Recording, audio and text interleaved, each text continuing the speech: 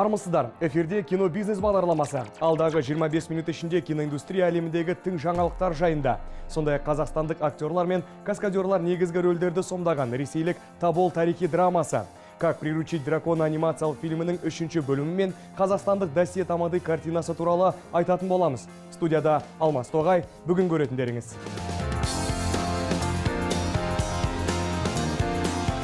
Әділхан Ержанов Атбайдың жекпе-жегі атты жаңа фильм таспалап жатыр. Стивен Чоу разборки в стиле кунг-фу кинотуындысының сиквелін даярлауға кірісті. Актер Еркебұлан Дайыров пен Намат Станс каскадерлық тобының негізін қалаушы Жайдарбек Күнғожинов Тобол фильмінің түсірілім процесі туралы айтып берді. Кино бизнес бағдарламасының бүгінгі қонағы актриса Анар Батырхан.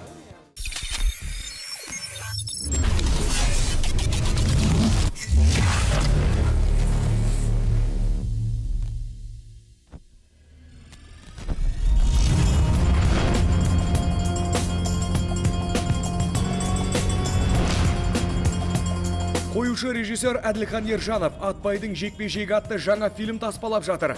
Басты рөлдер Данияр Алшынов пен Санжар Мәдиге бұйырған. Аралас жекпе-жек файтері жайлы сценарийді Әділханның өзі жазған. Идея басында жүзеге аспайтындай көрінген еді. Дегенмен қаржылай қолдау табылып, жоба өндіріске жіберілді.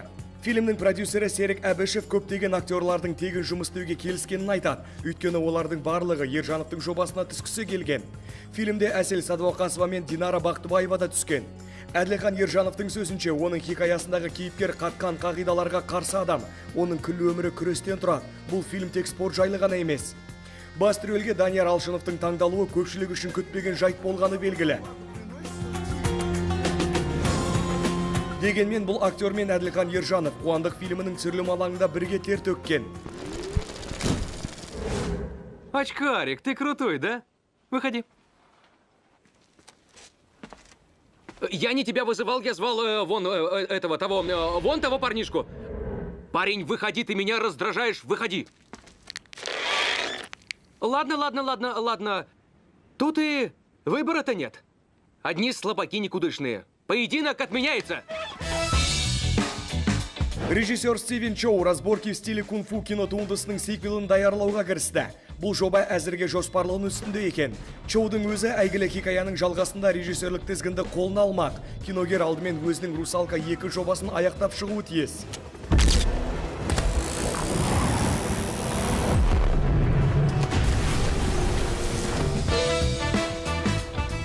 Жылы жарық көрген разборки в стиле кунг-фу шытырман комедиясы Чоудың атын әлемге танытты. Көрермендерді картинадағы өтімді әзілмен сәтті қойылған қоян қолтық төбелес сахналары бірден баурап алған еді.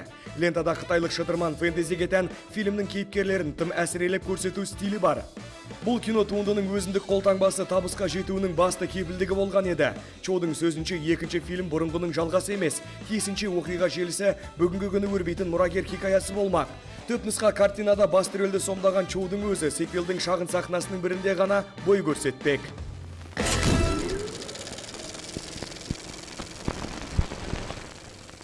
Пока у тебя в руках власть, ее будут пытаться отнять.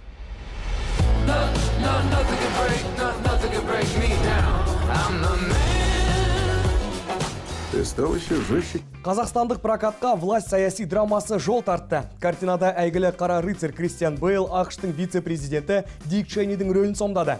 Фильмнің режиссері әрі сценарий авторы Адам Маккей 2016 жылы «Игра на понижение» лентасына жазған сценарий үшін Оскар сыйлығына лайық деп танылды.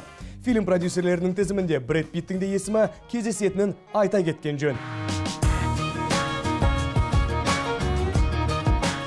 Фильм ақштың 46-шы вице-президенті Дик Чейнидің өмірін баяндайды. Ол Америка Құрама Штаттарының тарихындағы ең ықпалды басшылардың бірі болған. Будешь моим вице-президентом. Решайся, ты мне нужен? Ну, Джордж, я возглавляю большую корпорацию. Я был министром обороны, главой администрации Белого дома. А вице-президент — это, в общем, должность символическая. Оскар иегері Кристиан Бейл жобаға қатысу үшін 20 келі салмақ қосып, шашын қиып, қасын аққа бояп, денсаулығын үлкен тәуекелге тіккен. Біраз киносыншылар Кристиан Бейл вице-президент Чейнидің образын шынайы ашалды деп санайды. Бейл өзінің үлкен экрандағы талай кейіпкері үшін денесінің салмағын бірнеше мәрте өзгерткен бірегей тұлға. Мысалы 2004 жылғы Машинист фильмі үшін ол 55 келіге дейін асса, бір жылдан соң Бэтмен начало лентасындағы Брюс Уэйннің рөлі үшін тағы да 66 келіге дейін арықтаған. Ал Афера по-американски туындысы актерға кейіпкерін шынайы етіп көрсету үшін 92 келіге дейін салмақ қосуды талап еткен. Всегда ставь выгоду выше денег. Думаю, Иисус и это сказал. Не думаю, что он сказал это. Первую фразу возможно. Сэм Роквелл болса кіші Джордж Буштың кейпіне енді. Дик Чейнидің жұбайы Линнің рөлін Эми Адамс сомдаған. Власть саяси драмасын дүниеге әкелуге Анапурна кинокомпаниясы $40 миллион шығындаған. Көрермендердің сөзінше бұл нар тәуекел өзін толық ақтап, салған ақша мол табысы ретінде қайта оралмақ.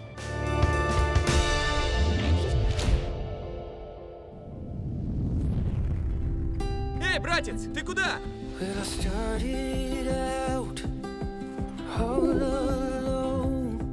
Посмотри, он такой не один.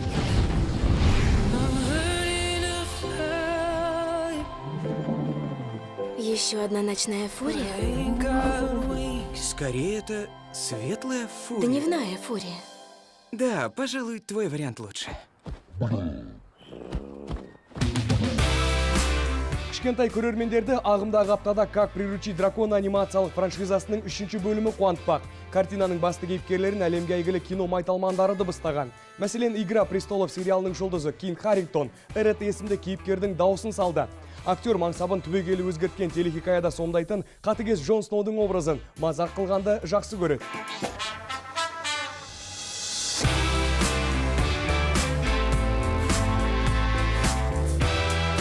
Үшінші бөлімнің де түсіріліміне режиссер Дин Деблуа жауапты. Ол алдыңғы 2 сериясында өзі таспалаған еді. «Как приручить дракона» анимациялық туындысы британдық жазушы Кристида Коуэллдің шығармасынан негізделген. Танымал басылымдар фильмді визуалды эффекттері үшін мақтаса, көбі анимациясын ерекше деп жатады. Таяуда Кит Харингтонның «Игра престолов» сериалындағы Джон Сноудың рөліне арналған іріктеу сәтіндегі әзіл ролигі желіге таралды. Бұл кастингте актердің серігі тіссіз айдақар болған еді. 2 минуттық видеода Харингтон өз кейіпкерін талдап, оның терең ойға берілгіш адам екендігін айтып мұңын шағады. Братья, мы отважно сражались. Мы продолжим борьбу и не отступим, пока наш враг не будет повержен.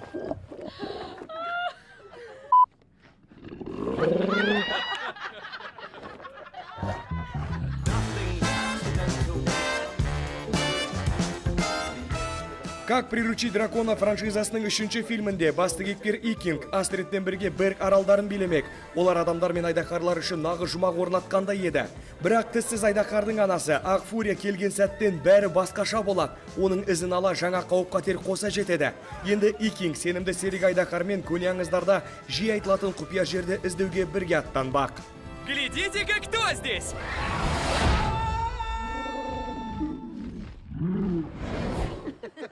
Обхохочешься.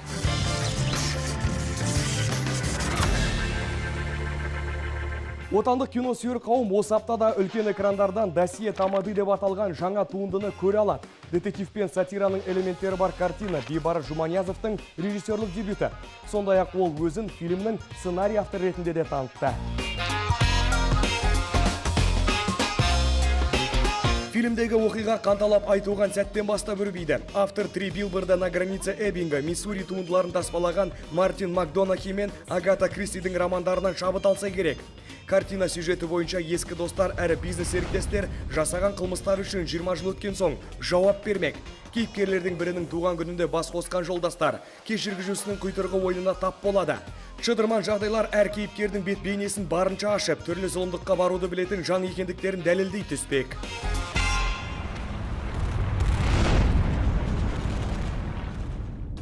Отандық прокатқа Алексей Ивановтың «Тобол» романының желісі бойынша таспаланған ауқымды әскери тарихи драма шығады. Фильм режиссері Игорь Зайцевті көрермен «Каникулы строгого режима» картинасынан білет.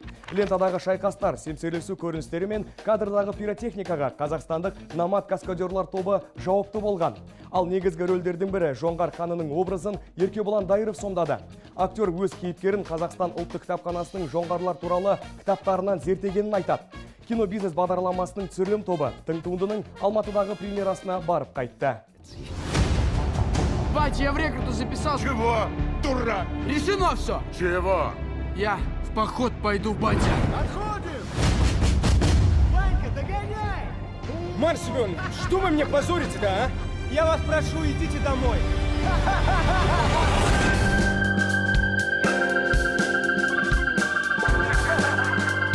Картина «Сердце Пармы» және географ Глобус пропилсында шығармалардың авторы орыс жазушысы Алексей Ивановтың романы желісінде таспаланған. Фильмнің актерлық құрамына Ресей кино жұлдыздары Дмитрий Дюжев, Сергей Гармаш, Гоша Куценко, Екатерина Гусева, Николай Фоменко мен қатар қос бірдей қазақстандық актерлар Дәулет Әбдіғапар мен Еркебұлан Дайыров енген. Бұған дейін Тарас, Анаға апарар жол, Так сложились звезды ленталарында өнер көрсеткен Еркебұлан бұл жолы Жоңғар ханының образын сомдады. Жұмыс процесі өте қызықты болды. Өйткені басқа площадка, басқа адамдар, жұмыс істеу стильдері де бөлек. Және біздің бұл жердегі ауа райы, погодный условия дейді, өте ыңғайсыз болды. Бірақ соған қарамастан біздің Номад Станс каскадерлар тобының жігіттерінің жасаған еңбектері ұшан теңіз, оны өздеріңіз қазір жұмыс кино барысында, көрсетілім барысында көресіздер. Фильмдегі таңдай қақтырар экшн эпизодтарды қоюмен 40 адамнан тұратын қазақстандық каскадерлар тобы айналысты.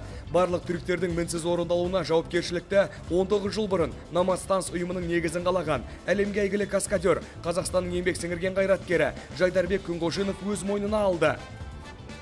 Мы готовились очень долго, с первых в Казахстане готовили трюки, работали с нашими. Біз өте ұзақ дайындалдық. Трюктерді алдымен Қазақстанда өзіміз жасап көрдік. Төбелес эпизодтарын ойластырып, дублерлармен де жаттығу өткіздік. Тіпті жылқылармен де дайындалдық. Нәтижесінде түсірілімге қажетті құрал жабдықтарды жинастырып, 30 жылқы мен 40 адамнан тұратын каскадерлік топ аттанды. Триггерская команда, 30 голов лошадей мы с собой взяли, ну и еще оборудование. Номадтықтар үшін «Тобол» фильмі ең ауқымды жоба болып саналмайды. Мәселен, жуырда ғана Жаңа Зеландияда өткен Дисней студиясының Мулан фильміне қатысып қайтты. Енді каскадерлар тобы Болливудта, кейін Netflix студиясының Чехияда өтетін түсіріліміне, сондай-ақ Оңтүстік Африкадағы жобаға қатысады. Номад Станс тобының қатысуымен таспаланған қазақстандық картиналардың бірі әрі бірегейі Тамирис фильмі болмақ. Мы забрали полностью второй юнит. Біз фильмнің екінші бөлімін толығымен өзімізге алдық. Яғни жоңғарлар Ресейдің Тобольск қаласында орналасқан қорғанға шабуыл жасаған сәтіндегі шайқас кадрлары. Мен өзім режиссерде трюктердің қоюшысыда міндетін қатар атқардым. Менің жеке экшн операторым болды. Біз түсіргеніміздің барлығын монтаждап, бірден режиссерге жіберіп отырдық. Кейде жер астында орналасқан шағын бөлмеде отырған кездерде болды. Бұдан да басқа өзіндік қиындықтары аз емес. Под землей мы снимали, все происходило наверху, были сложности. Түсірілім алаңында атбегінің рөлін Номад Станстың белді мүшесі Алмас Салтанбаев атқарса, Тимур Жанышевқа қоян-қолтық ұрыстардың қоюшысы міндеті жүктелді. Мы с ними проходили, обсуждали каждого. Біз түсірілім алаңында жүрген әр адамға өз стилін ойлап таптық. Қолында қандай қару болады, қай жерде тұрады, жасайтын әр қимылында ойластырдық. Менің негізгі міндетім де сол болды. Біздің ойлап тапқан трюктер бұрын-соңды ешбір жерде көрсетілген жоқ. Те трюки, которые мы еще не показывали нигде. Етілген еңбектің нәтижесінде фильм бірінші Петр дәуіріндегі шытырман оқиғалы эпопея болып жарық көрді. Сюжет желісі толығымен тарихи деректерге негізделген. Айта кететін жайт, Тобол картинасының Қазақстандағы алдын ала көрсетілімі Ресейде жоспарланған премьерадан бір күн бұрын өтті. Даниялық режиссер Кристофер Ньюхолм осы аптада 1900 жылы Фланан аралындағы шамшырақтың 3 бірдей қараушысының жоғалу туралы шынайы оқиғаға негізделген детективті триллерін ұсынады. «Исчезновение» деп аталған фильмдегі басты рөлдердің бірін «Законопослушный гражданин» картинасының жұлдызы Джерард Батлер сомдады. Забудьте про это. Мы никому не скажем, ни единому человеку. Одно слово, и мы мертвы. А когда вернемся? Никому. Молчите и делайте так, как я скажу. Шамшырақтың күзетшілері Джеймс, Томас пен Дональд шымырденелі ас сөйлейтін қанағатшыл жігіттер еді. Бір күні олар аралдан бір жәшік алтын тауып алып, ақыры бөлісуді ұйғарады. Дегенмен олар әр алтынның өз иесі бар екенін ұмытқан еді. Араға бірнеше күн салып, аралдан ешкімнің де ізі қалмайды. Кейіпкерлердің тағдыры не болмақ? Тоқтап қалған сағаттар, ізім қайым жоғалған адамдар, қан мен өлі денелердің ізі де жоқ. Жер жұтқан кейіпкерлер қайда кетті? 1914 жылдың 15 ақпан күні қазақтың әйгілі актері, режиссер, КСРО халық артисі Шәкен Айманов дүниеге келді. Қазақ кино өнері саласының хас шебері, қайталанбас режиссерлік еңбектерімен танылды. Ғұлама классиктің туғанына 105 жыл толуына орай кинобизнес бағдарламасы мэтрдің шығармашылық жолы туралы тарқатып айтады. Ой, ай, ей, ой,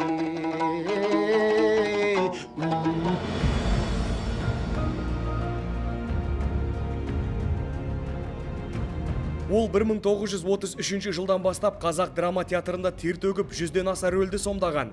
Украшение строптивайда Петручионы, ревизордағы Хлестаковты, Қозы көрпеш Баянсұлудағы Қодарды ойнаған. 1940 жылы Ленфильм режиссері Моисей Левин Райхан фильміндегі сәрсенің рөліне Шәкен Аймановты шақырады. Мұхтар Әуезов сценарийін жазған бұл лента қазақ ұлтының тақырыбын алға қозғаған еді. 1953 жылы экрандарға Жамбыл фильмі шықты. 38 жасқа толған актер қазақтың ұлы ақынының жас шағын ғана емес, оның 100-ге толған кезінде ойнап шыққан. Я родился у горы Джамбул. Зимой в пургу на лютом холоде мать занесло снегом, она умерла. Отец метал имя этой горы.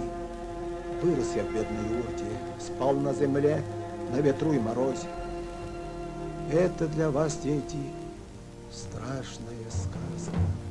Бұл үлкен рөлі актерға алғашқы танымалдылық әкеліп, қазақ ұлтының заманауи бет-бейнесіне айналуына жол ашты.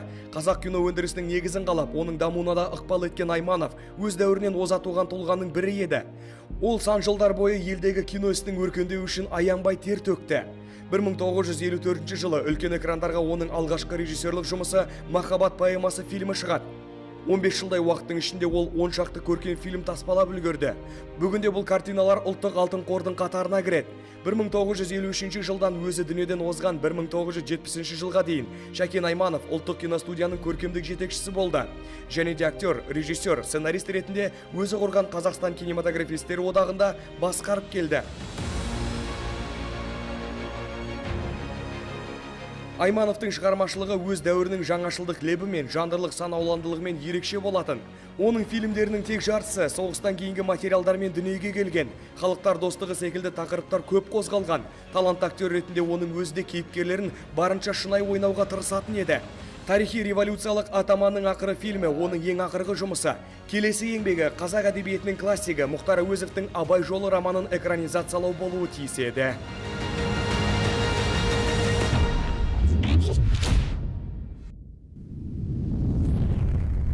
Кинобизнес бағдарламасы отандық және әлем кино жұлдыздарымен қызықты сұхбат құрып, көкейкесті сұрақтарға жауап іздеуді жалғастырады.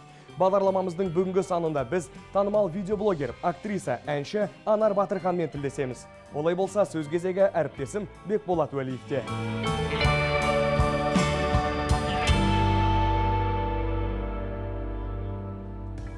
Кинобизнес бағдарламасының бүгінгі қонағы тележүргізуші, актриса, әнші Анар Батырхан. Студиямызға қош келдің, Анар. Сәлем, рахмет. Қалжанайын қалай? Қазір немен айналысып жүрсің? Бәрі жақсы. Қазір жаңа әндер жазып жатырмын. Толығымен әншілікке кеттім деуге болады. Өздеріңіз білетіндей, біз Инстаграмщица фильмін түсірдік. Ол мен үшін үлкен тәжірибе болды. Арманым орындалды. Енді тек ән айтумен айналысқым келеді. Яғни эстрадаға бет бұрдың ғой? Актерлықты тастап кеттім деп айтпаймын, бірақ әнші болу арманым бірінші кезекте тұр. Инстаграмщица фильмі туралы сөйлесейікші. Телесериал болып басталған жобаның толық метражды нұсқасында еңбектену қиын болды ма? Қысқа метрлі фильмнен толық метражды жобаға ауысу қаншалықты қиын? Было от короткого метра, скажем, перейти к полнометражке. Өте жақсы сұрақ. Жобаның таспалану уақыты мен үшін өте ауыр өткенін үнемі айтып жүремін. Себебі мен бастапқыда бұл кәдімгі сериал, барлығы баяғыдай жеңіл, тез бітеді. Түсірілім таңғы 8-ден кешкі 6-ға дейін болады деп ойладым. Барлығы керісінше болып шықты. Күніне 1 сағат қана ұйықтап, қатты шаршап жүрдім. Трюктердің барлығын өзіме жасауға тура келді, яғни ешқандай каскадерлердің көмегіне жүгінген жоқпын. Демек сен тура Том Круз секілді трюктердің бәрін өзің жасадың ба? Иә, мен барлығы өз қолымнан келеді. Өзім-ақ жасаймын деп алдымда, нәтижесінде өзім қиналдым. Түрлі жарақаттар алдым, тұра алмай жатқан кездерім де болды. Мне, наверное, вот именно запомнится на всю жизнь это инстаграмщица фильм. Инстаграмщица фильмімен байланысты қандай да бір қызықты оқиға бар ма? Мен қаза таба жаздаған қызық оқиға бар. Тура түсірілім алаңында ма? Иә, түсірілімнің соңғы күні. Сценарий бойынша мен құлайтын бір эпизодта қасымда каскадер тұруы керек болатын, бірақ оның қайда кеткенін білмеймін, таба алмадық. Осы кезде оператор мен қағып алайын деп ниет білдірді. Нәтижесінде ол мені ұстай алмай, жұтқыншағымнан қолымен қойып қалды. Ауырғаны соншалық мен тұншығып демала алмай қалдым. Жөтелім тоқтамады. 15 минут есімді жинай алмаған соң ауруханаға бардық. Бірақ сосын түсірілім алаңына қайта оралдық. Сосын мен болды жетер, менен құтыла алмай жүрсіңдер ме деп айғайға салдым. Әйтсе де қазір өздеріңіз түсінгендей, бұл жай ғана күлкілі оқиға болып есте қалды. Қанша дегенмен бұл мен үшін үлкен тәжірибе, кәсіби командамен бірлесіп атқарылған үлкен еңбек. Сондықтан Инстаграмщица фильмі мен үшін өмірімдегі ең керемет жоба болып қалады. Фильмдегі Инстаграм желісіне байланған қыздың образы сенің шынайы өміріңмен қаншалықты жанасады? За кадром настоящий инстаграмщица. Ну, я думаю, что инстаграмщица, она более в жизни такая. Менің ойымша, Инстаграмға қатты байлану ол ауытқушылық. Менің де тәуелділігім бар. Жасырмаймын, бірақ шектен шықпаймын. Мен суреттерімді түрлі видеолармен өзім түскен бейнеклиптерден үзінділер салып тұрамын. Десе де, мен онсыз өмір сүре алмаймын дейтіндей байлану жоқ. Ал Инстаграмщицадағы кейіпкер ол өте ерке қыздың образы. Она более такая прям ерке-приерке. Скажем так. Сен сол Инстаграмщицаның образында қалып қоюдан қорықпайсың ба? Мүмкін жаның драмалық рөлдерді сомдағанды қалайтын шығар. Өте жиі қойылатын сұрақ. Әрине қорқамын. Мен ең бірінші кезекте драмалық актрисамын. Тіпті 2 жыл бойы театрда өнер көрсеттім. Мен музкомедия емес, муздраманы тамамдадым. Яғни мен нағыз драма актрисасымын. Мен өте күрделі образдарды сомдадым. Және мен небәрі 5 жылдан кейін Инстаграмға байланған қыздың рөлін ойнайтыным. Мың ұйықтасамда түсіме кірмеген еді. Мені кейбіреулері тіпті белдемше киген Джим Керри деп атайды. Демек сен тәжірибелі драмалық актрисасың, оның үстіне әншісің. Егер актерлік шеберлігің мен вокалдық қабілетіңді үйлестірсең, мюзиклде түсе алатындай дайын актриса екенсің ғой. Ондай ұсыныстар болған жоқ па еді? Нет, к сожалению. Өкінішке орай ондай ұсыныстар болған жоқ. Себебі өздеріңіз білетіндей, Қазақстанда мюзиклдар жиі көрсетіле бермейді. Мен La La Land сынды фильмге түскім келеді. Бірден La La Land'тың деңгейін қалайсың ба? Иә, La La Land фильміндегі әнді де айтып, биді де билеп, бүкіл актерлық шеберлігімді көрсеткім келеді. Теперь поговорим немножко о казахстанском кино. Енді қазақстандық кино туралы сөйлесейікші. Қандай отандық режиссердің еңбектері ұнайды? Кіммен бірге жұмыс істегің келеді? Менің арманым Ақан Сатаевпен жұмыс істеу. Өкінішке орай ондай мүмкіндік әлі тумады. Егер мені естіп тұрсаңыз өтінемін. Мені өзіңізге шақырыңызшы. Және әрине ол Тимур Бекмамбетов. Бізде талантты режиссерлер негізі өте көп. Жалпы режиссерлердің барлығы өте талантты. Өйткені бұл өте қиын жұмыс. В каких проектах? Анар Батырханды биыл қандай жобалардан көре аламыз? Қорқынышты сарындағы фильм немесе драмадан деп үміттенемін. Үрейге толы фильм болса, менің шашым ұзын, сондықтан Звонок картинасы сияқты қызықты жоба болар еді. Олай болса, Анар Батырханның қатысуымен жаңа жобалар жүзеге асады деп үміттенеміз. Ал мен бүгін бізде қонақта талантты актриса, жезтаңдай әнші Анар Батырхан болғанын естеріңізге сала кетейін. Сіздермен болған киноиндустрия саласындағы өзекті жаңалықтардың жаршысы кино бизнес бағдарламасы. Ендігі эфирде біз режиссер Клинт Иствудтың наркокурьер драмасы, любовница ресейлік комедиясы мен Қазақстан-Қырғызстан копродукциясының жалғасы «В поисках мамы 2. Новые приключения» фильмі туралы айтатын боламыз. Бүгінге осы, келесі аптада кездескенше.